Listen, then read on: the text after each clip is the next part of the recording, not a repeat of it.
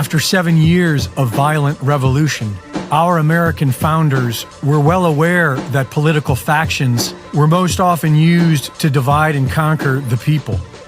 And they knew that the republic they created would only last as long as the people could remain educated.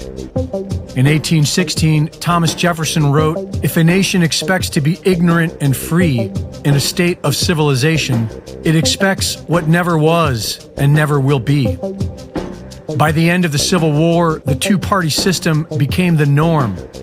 The globalist system we face today was born, and the deliberate dumbing down of the American citizen began with our great-great-grandparents. In the late 1800s, the Skinner-Pavlovian method was brought into American schools by Johns Hopkins.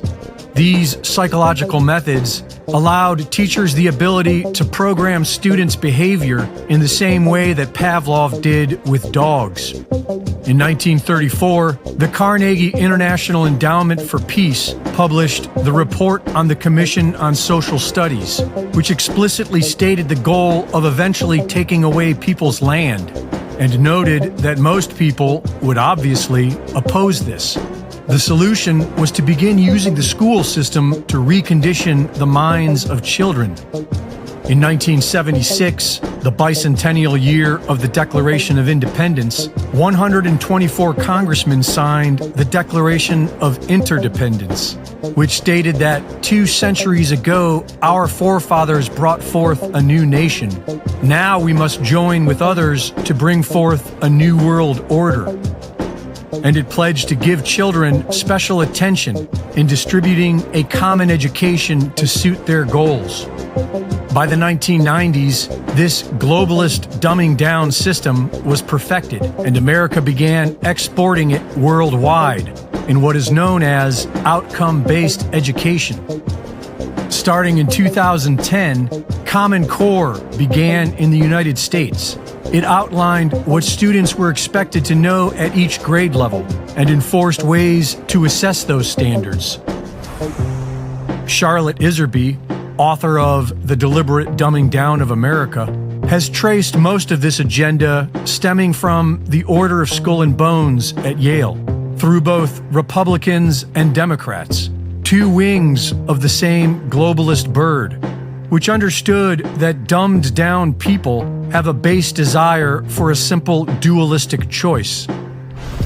In 1953, the Rockefeller Foundation funded the Robbers Cave experiment, wherein 11-year-old boys who thought they were signing up for summer camp were organized into 2 separate tribes and were manipulated into fighting each other, which was easily accomplished by having a single resource that the 2 groups competed for. The Henry Tajfel experiments of the 1970s showed that by simply dividing people into 2 groups, they would naturally identify with their own group and discriminate against the other. The basic ego mind is constantly making preferences. No matter how dumb you are, you have an opinion about everything. And if you can keep the population dumb enough and give them 2 parties to choose from, they will innately identify with one and despise the other. This allows the globalist system the cover they need to implement unpopular policies, such as a central bank digital currency, while we, the people, ignorantly fight each other. United we stand, divided we fall, and we've been falling for it for generations.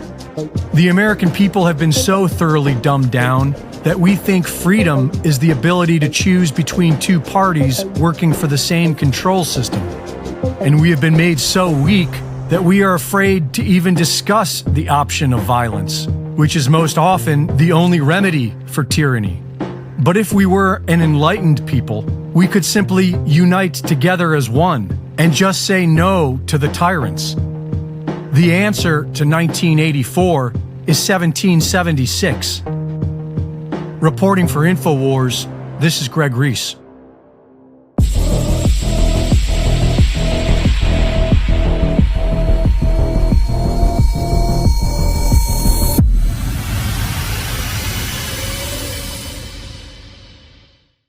Thank you for watching the latest Greg Reese Report.